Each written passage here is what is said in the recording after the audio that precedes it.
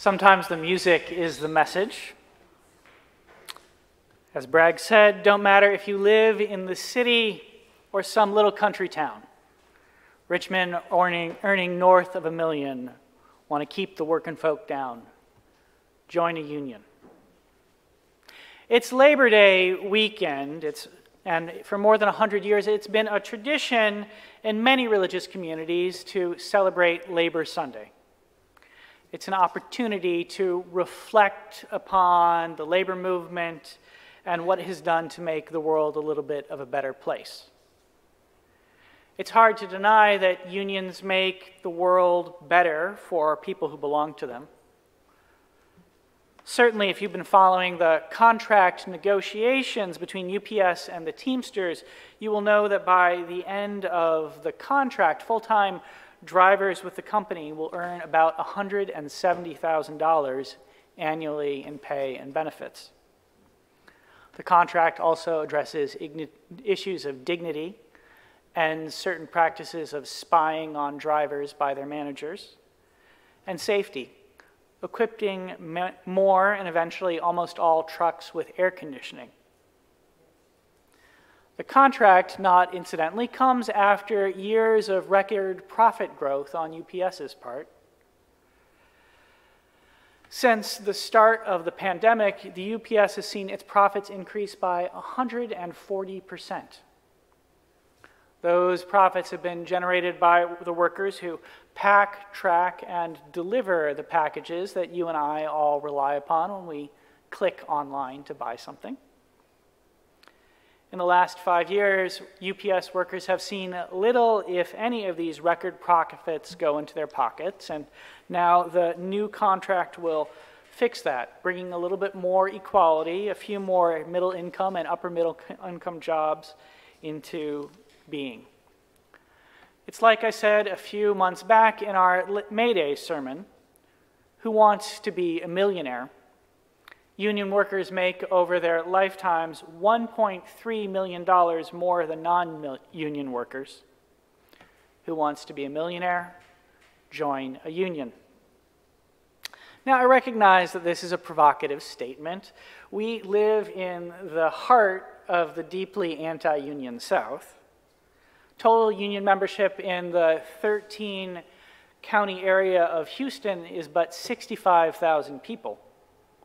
That gives us the lowest unionization rate of any big city in the country. It's probably why we live in a country where health insurance is often tied to employment, that we live someplace where the uninsured rate is also the highest in the country. 1 out of 4 people in Houston lack health insurance. I was just talking to somebody yesterday who works as a waiter who did not have health insurance. In some working class and black and brown neighborhoods, the uninsured are as many as 50% of the population. Given these dynamics, I suspect few of you actually have that much direct experience with unions. As far as I know, in our congregation, we have a few people in the teachers' union, 1 member of the Communication Workers of America, someone else who belongs to the industrial workers of the world, and perhaps a person or two who's part of the Houston Organization of Public Employees or another state or local employees union. My best guess is that no more than 2 or 3% of the congregation are part of or have belonged to a union, perhaps nobody in this room. In truth, we tend to have a lot more professionals amongst us, and I anticipate that some of you have more experience sitting on the opposite side of the bargaining table from a union than sitting on the union side. So it might be a questionable choice to offer a sermon and a service advocating for labor unions. There's always that belief floating around that religion and politics don't mix, that the political is somehow antithetical to the spiritual. And there's always the possibility that some of you are going to find advocacy for the labor movement in a deeply anti-union town to be overly irritating. But as the Unitarian minister Stephen Fritchman liked to say, Our tradition does not point to salvation beyond this earth. We've long believed that the good life, whatever it is to be found here. Since the opening decades of the 19th century, some of our ministers and theologians have argued that for many of us, the best way to find a little of that salvation is through those associations of working people we now call labor unions. It's long been the role of Unitarian Universalism to invoke in the face of what I often call the politics of cruelty, what Fritschman named that religious word, solidarity. In the 1820s, Robert Wedderburn was convicted of blasphemy by the British Crown because his version of Unitarianism was too strident in its advocacy for working people. He was sent to jail because he encouraged sailors and tailors, seamstresses and shopkeepers to join together to struggle for their rights. It was what Jesus, who he called that radical reformer, taught when he said that we should acknowledge no king because every person is the same. He said that Jesus would want them to form labor unions. And as a result, he was convicted of trying, in the Crown's words, to excite impiety and irreligion in the minds of His Majesty's subjects. In the 1840s, William Ellery Channing advocated for the elevation of the laboring portion of society. And Theodore Parker, the great Unitarian abolitionist, spoke against inequality, proclaiming, "All value is the result of work," and decried that labor is often wickedly underpaid and capital grossly overfed.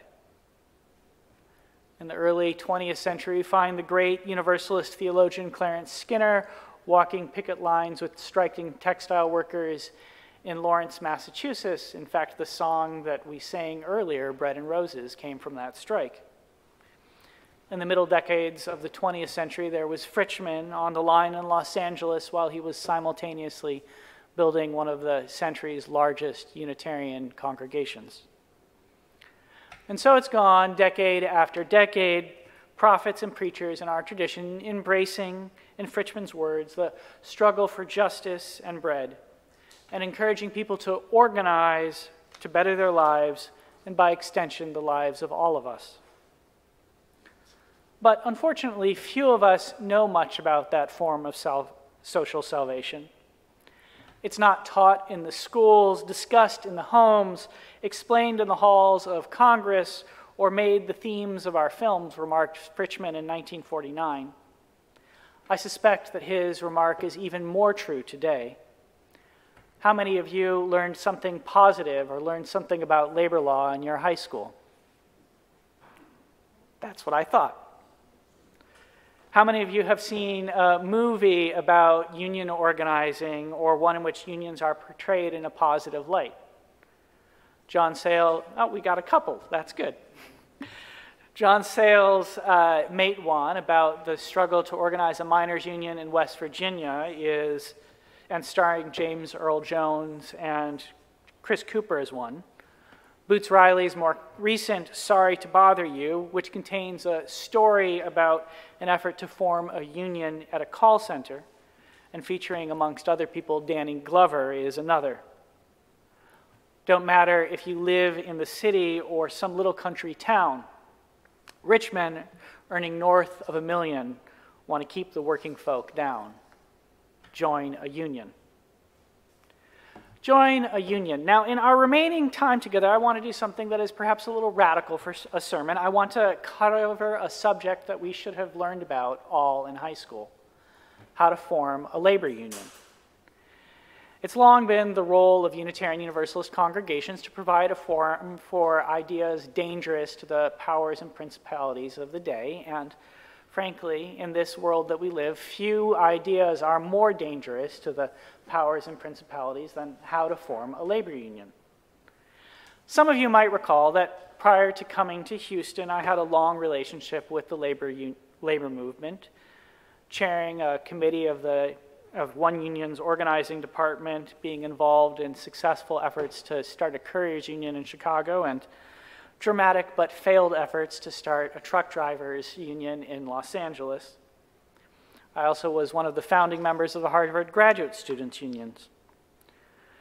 During those times, I often felt, as one of my union buddies liked to say, that by working to form unions, I was doing the Lord's work, empowering people to come together to experience a more immediate form of salvation than pie in the sky when you die. Join a union. So let us imagine for a moment that you want to start a union on your job. What are you going to do? We always taught people a useful little pneumatic to help them along. A-E-I-O-U. Try it. A-E-I-O-U. A, agitate. E, educate. I, inoculate. O, organize. U, unionize. A-E-I-O-U. Now, there's a lot of ways you can live out this practice of A-E-I-O-U with your fellow workers. But probably the most important tool we have is a simple one called the one-on-one. And this is just like what it sounds, a one-on-one conversation between you and one of the people you work with. Unions are about creating a different kind of relationship between people who work together. It's about helping them understand that they have strength together and that their relationship does not need to just be an individual one between them and the boss. Employers mostly like to deal with workers as individuals. Unions force employers to deal with collectives. United we bargain, divided we beg, goes the saying. So in order to establish a union, you have to establish relationships with the people you work with. You have to get to know them, let them know that you care about them, that they can trust you, and that you can cooperate together to make your lives better. And the best way to do this is not through text or tweet, but through direct conversation. So once you have decided to organize, you want to approach your coworkers to see if they're interested in organizing too. These conversations best take place away from work, away from the prying ears of management. So we get to A, agitate. This is the easiest step. It often provides the opening line for an invitation to a one-on-one. Almost everybody is frustrated about something at work. So often there's some aspect of a job that is annoying, humiliating, dangerous, dissatisfying, or otherwise irksome. Maybe the pay is too low, or the rent is too high, or perhaps your boss will not let you install air conditioning in the truck you drive, and it's Texas in the middle of summer, and the heat is stifling. Or it might be like one of the women we heard from yesterday during our Labor Song and Story Fest, that your manager is sexually harassing you. Or, I suspect that if you have worked for wages, then at some point in your life, you've had at least one aspect of your job that you desperately wanted to see changed. And chances are most of your coworkers wanted to see that changed too. When I was a graduate student at Harvard, many of my fellow PhD candidates were upset about section size, the number of students we were responsible for teaching. Harvard had been raising it gradually for years, and in essence asking us to work more for the same pay. Over the course of the decade, the cap had moved from 15 to 18 and was headed to the lower 20 of students per section. Pretty much everyone was upset about this, and folks were constantly trying to figure out what to do about it, how to effectively teach more and more students, and at the same time manage the heavy research load that we each carried as we pursued our own graduate education. This made the entry point, the invitation to a one-on-one, fairly easy. I could approach one of the other teaching fellows with a statement like, "Hey, I'm really struggling with this large section size. Maybe you can offer me some tips. Maybe we could meet sometime for coffee tomorrow after our professor is done with his lecture. My friend Alexis Buss, who taught me how to conduct a one-on-one, always used to say that it was important to make sure that the invitation was not an invitation to a date. Be specific that you're inviting someone to talk about work, not asking them out. Alexis always said that the key is getting them to commit to a specific time and place, not some distant moment in the future where you might get together to talk about work, but tomorrow after the lecture is done over at the coffee shop on the Common. Public places are often the best, and please avoid bars. Alcohol tends to mess everything up. Of course, the invitation to the one-on-one is not the only way to get people agitated. A good flyer is always useful, and my friend Little Pete, one of the best union organizers I've ever met, is known for the old-fashioned tactic of soapboxing. He likes to go to where workers are congregating and launch into a speech that goes something like this, loudly in front of them. Hey, you there, what's going on? Are you pissed about work? Man, I'm so upset. They just cut our rates again. I'm so broke. What about you? Yeah, you are too? Let's get together and see something about it. See if we can do something about it. Now, I've never managed to really pull that off, and such tactics like that are not often the best. When you're organizing, you want to keep things quiet as long as possible without management knowing what's going on. Secrecy is the key. The longer you can organize without your boss knowing what's going on, the more time you have to build relationships and thus power with your fellow workers before the inevitable anti-union nonsense starts. And it will come, but I'm getting perhaps a little ahead of myself. E, educate. Now here's where things start to get a bit tricky. Most of us do not know very much at all about unions, hence the purpose of this sermon. There's a lot of misinformation floating about. In some parts of the media, there can be a tendency to associate unions with things like high dues rather than access to health care or better wages. Sometimes they're painted as this abstract entity that gets in between the school board and teachers or between businesses and their employees. Your educational task is to dispel the idea that the union is some outside force coming in to mess up the workplace. Instead, you want to help your coworkers understand that the union is all of you when you come together to struggle for a better tomorrow. You might point out that in your conversation that you, the person they work with, is the one talking to them. I discourage people from meeting with outside union organizers in their first one-on-ones. Or you might simply offer a simple solution about what you can accomplish together rather than referring to a union at all. I know of more than one restaurant where the wait staff, frustrated with management's refusal to give them reasonable schedules, self-organized schedules amongst themselves as part of their one-on-one process and simply told management, well, Susie's going to work on Monday, Billy's going to work on Tuesday, and so forth, and then dared management to fire all of them. The critical thing is, however you get it across, is that you communicate that the union is you and me when we work together. Now, this is actually how labor law is written. We hear a lot about union contracts. UPS just got one. But the text of the National Labor Relations Act itself specifies that employees have the right to self-organization and to engage in concerted activities for collective bargaining without any mention of a contract. This means that any group of two workers getting together organizing are covered by the country's labor laws and afforded access to the National Labor Relations Board, the body that enforces labor law, whether or not they are part of a union contract. And I've used this point extensively in the past when organizing couriers in Chicago. The industry was fragmented into about 24 companies, and it was very hard to envision getting a contract across the whole industry.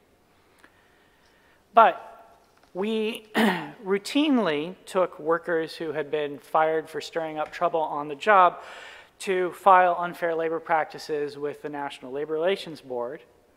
And even though they did not have official union recognition, often workers would get their jobs back and back pay because they had engaged in collective activity together, and the board recognized that as a form of union activity and thus covered. Inoculate. What is an inoculation? A vaccine, of course. And how does a vaccine work? It gives you a little bit of the bad thing, a little bit of the virus, so that when you encounter the virus in real life, your immune system will be stronger than it would have been otherwise. The same is essentially true with union campaigns. When your boss finds out that you're organizing, they're typically going to hit you with everything they've got. They're going to hire some expensive lawyer devoted to union busting. They're going to intimidate and terrorize. They might fire someone or make their life so difficult on the job that they decide to quit. And it's best to talk about all this up front and let people know what might happen so they're not caught off guard. If you discuss what could happen in advance, then you can come up with a plan to address it before it occurs. What is more, people tend to be more afraid of the unknown than the known. And companies rarely take the most extreme form of action right off the bat.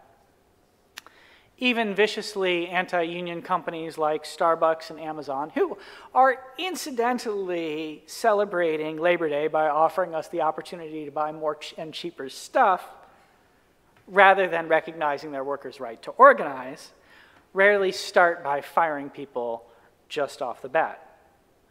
They're more likely to begin by holding captive meetings, calling everyone together to learn about how terrible unions are or make small concessions. See, things aren't so bad. You can all have some free coffee, then immediately getting rid of troublemakers. I've always found this step of inoculation to be essential. It's here that you have to help people understand that the union has their back. Most of the things that they're afraid of could happen anyway at any time without a union. We live in a right-to-work state, after all, in Texas, and most people can be fired at the drop of a hat. Managers always like to hold captive meetings. If you're unionizing with your fellow workers, you can actually do something about the things you're afraid of. Bosses hate few things more than a captive meeting where everyone gives them the silent treatment. If someone gets fired during a union organizing campaign, people can demand that they get their job back. Just yesterday, during our Song and Story event, Grant Turley from the Industrial Workers of the World shared the story of a worker here in Texas. He knew who had been fired for organizing. Everyone at the shop that worker worked at went on an immediate strike, and within a day had won the worker his job back. Oh, organize. So you've agitated someone about their problems, you've educated them about their solutions, you've inoculated them against their fears. Now it's time to organize. The purpose of your one-on-one, after all, is to recruit somebody for the union. And now you've done that. Congratulations. You are a superhero. Your task now is to get them to start working to build the union too. Now this depends a lot on what kind of campaign you're running, where you're working, and it can take a lot of different forms. So it might be asking someone to fill out a union authorization card because you're trying to hold an election, or just give you contact information for other people that work at the workplace. It might be to attend a training so that they can learn how to do a one-on-one themselves. But whatever it is, the union needs, ask them, give them an assignment, and then ask them to check in with you about it. You are the union is you. Together, you are organizing, taking up the work of creating a union. And it's essential that you invite people into that work as early as possible so that they know that the union is truly them. You, unionize. Now, this last step is ongoing. What it looks like depends on what you are trying to accomplish. Maybe you're trying to win a union election and negotiate a successful first contract. Perhaps you want to use a short strike to force your employer to grant you some concessions. The ultimate form of organizing is always going to depend on what you and your fellow workers need, where you work, and the power that you have on the job. But ultimately, it's going to come down to this. At some point, to really be the union, you're going to have to pick a fight with your boss, and you're going to have to win. My friend Alexis taught me that the best thing to do was to make sure the first fight you pick is one that you can definitely win. You want to have a taste of the power that you can all have together. It will help you build more power and more confidence so that bigger fights will add up to real gains. For 8 years, I edited a newspaper column that collected stories from workers organizing on the job. My favorite stories were always the ones about the small fights people had picked with their bosses and won. There was always something delightful about the creative ways that people came together to win life's little victories. These always seemed to be over something minor, the replacement of a ladder that was rickety, a tiny decrease in an hourly quota, the enforcement of water breaks. But they really gave people a sense of what they could accomplish by coming together. A-E-I-O-U. A, agitate. E, educate. I, inoculate. O, organize. U, unionize. A-E-I-O-U. There's so much more that could be said. A couple of decades of worth of stories about wait staff and baristas, couriers, and graduate students coming together to improve their lives.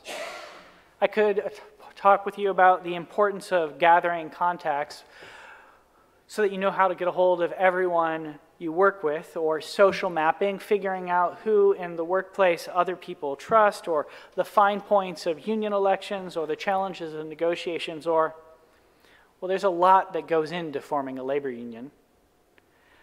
But it's really that my hope that this, shall we say, unorthodox sermon has just given you a taste of what you should have learned in school but did not. We Unitarian Universalists believe that democracy is a religious practice. And I've always believed that democracy should, as much as possible, extend to the workplace. And so while this has been an unusual sermon, I hope that you get a sense of the religious sentiment behind it. It's like my favorite passage from the Christian New Testament. In Luke, we read that Jesus was asked, "When will the kingdom of God come?" And he answered, "God's kingdom is coming, but not in the way you will be able to see with your eyes. People will not say, 'Look, here it is,' or 'there it is,' because the kingdom of God is among you." Sometimes talking about the kingdom, the beloved community, the world we dream of, means sharing parables, metaphors, poetry, and soaring rhetoric. But other times I think it is necessary to share something of the work that must be done and how it is to be done. So if you happen to be inspired by this sermon, I'm always happy, delighted to talk more about how to form a labor union. And I can connect you with a union organizer who might help you to start one. The kingdom of God is among you. The beloved community is here when we come together to make our lives and our workplaces better. A-E-I-O-U. Agitate, educate, inoculate, organize, unionize. Don't matter if you live in the city or some little country town. Rich men earning north of $1 million want to keep the working folk down. Join a union. I invite the congregation to say, Amen.